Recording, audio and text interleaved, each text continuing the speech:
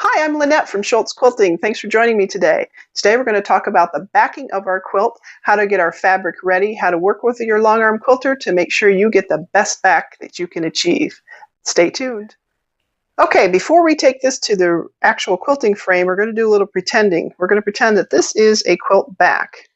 Now, if you were to measure the two ends of your backing fabric, let's say this was 60 inches and this was 60 inches, you might think that that would mean that your piece is square. That might not be the case. In this piece, you can see that these pieces, they're both 5.5 inches, but our sides trail off like a parallelogram. Let me show you how that can be a problem. If we were to put this on a quilting frame, on our bars, let's just take it one of these yellow lines and pretend that's our quilting frame. And we attach it to the frame. And then we want to take, here's our line. If this were a straight frame and we wanted to line the other end up straight, look what happens to our fabric. We start to get some pulling and some wrinkling, and that is not going to produce a flat quilt for us. So what do? Is this backing not going to work?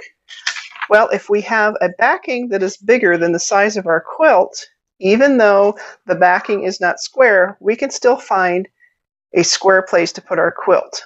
So our quilt top, as long as we have enough extra fabric around it, we can hook that to our quilt frame and we can still be straight. Let me go to this quilting frame and we're going to show you how to do that. Okay, so here we are on our quilting frame. I want to talk a little bit about the bar, the frame itself, before we start working with the backing. The fabric that is rolled around the bars is called a leader. It's a canvas material that doesn't stretch, and it's applied so that it's straight on the roller. So when you attach your quilt or your backing to it, that's going to stay straight. Now, my leaders, I have sewn measuring tape to them.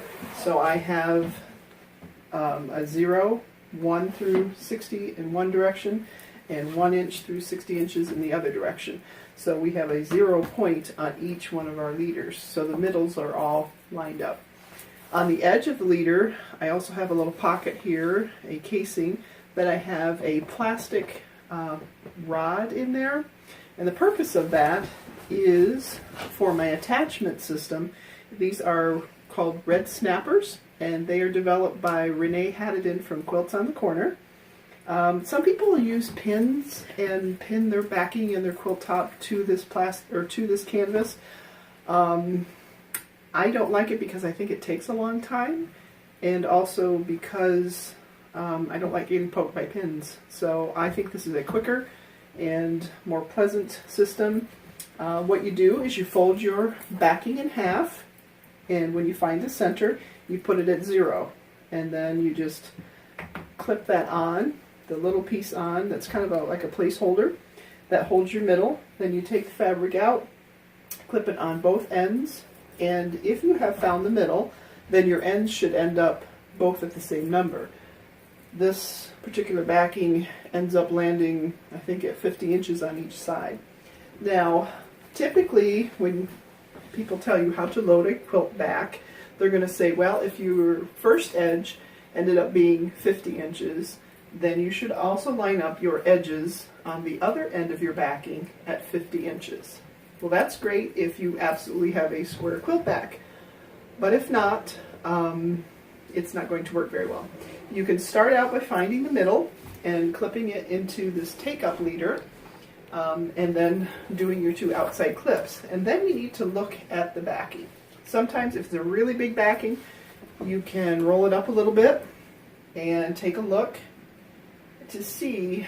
Remember on the demo when I had the first edge taped and then I brought the other edge to be attached to the other end, it started getting pull marks on it. And if we could tip the camera to take a look, you're going to see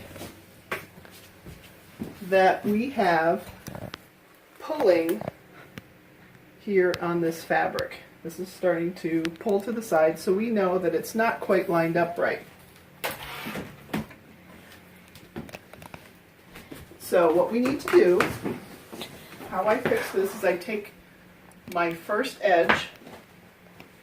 Whoops. And if I have it here, I have some pulling. It's not bad, but there is some pulling there. But if I slide it over this way, it disappears. So I need to slide this until that goes away. Then I can clip it. And if this is held up, there's still a little bit there. I'm going to slide it just a little bit more.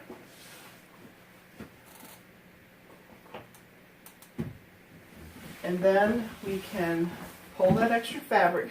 The middle of the backing will not be at 0 now, and that's okay, because remember, sometimes our backings are parallelograms. They're not square. So if we do that, and we put this on, then we have the backing backing attached without pulling to one side or the other. You can see that it is flat and it drapes well. That means that the threads are going straight on this and not going sideways. The fabric grain is going straight. That will give us a flat piece rolled up, and it will also give us a flat backing to stitch on. I do want to roll up a little bit here. Normally I would smooth this out and make sure that it all rolls nicely, but real quickly I want to point out the seam. This back is made of 2 pieces of fabric that have been seamed together, and the seam is running with the bar. That is really ideal. You don't want the seam running vertically, because as you roll, if the seam were this way, you would get a layer of seam and another layer of seam, and that would pile up and cause like a little mound on our bar. And we don't want that, because it's going to distort it and would possibly make it so that our backing wouldn't lay flat. So, tips to remember when you are preparing your back for your long arm quilter: make sure that you have plenty of room, that the backing is bigger than the quilt. I tend to say 3 to 4 inches. I can work with that. Some quilters want 6 inches all the way around. So check with your quilters, see what they prefer, but you do have to have the back much bigger than the quilt top. Also, make sure that your seam line is going horizontal if possible, rather than vertical. And when you do put that seam in, it's a good idea to mark the top of your backing. Mark the top of your backing with a pin, maybe a little note that says top, so that way the quilter knows this is how she wants her back turned to the top of the quilt, and that way you can also have the seam line going the correct way. Okay, I've changed how I have the backing right now. I've disconnected from the take-up leader and I've thrown it over the take-up bar. A lot of people do load their backs and their quilt tops this way by throwing the extra. They get the front lead edge attached to the roller bar, throw the rest over the bar, and as they roll it, that gives a little bit of tension. They can see that it's laying flat. I don't like it for the back because I like to have those 2 ends connected and then be able to see the drape to see if I have any of the pulling to the side, and then decide if I need to slide the end back or forth. To me, that helps me get the back square. This isn't the wrong way, it's just a different way. So I don't tend to like to do it this way with the back for that reason. The quilt top would be attached to this leader bar and then thrown over the back bar. I don't like to do the quilt top that way because I feel like it stretches the quilt top. It puts too much stress on it. When it, you can see that there's a little bit of friction here from the quilt top and the bar. It's even worse when you have lots of seam lines from the back, seam allowances on the back of the quilt. It tends to drag it even more, and I really don't like to see that stretching on the quilt top.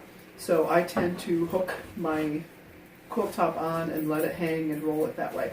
That can be another video, so make sure you subscribe so you don't miss any of our videos. and thanks for watching.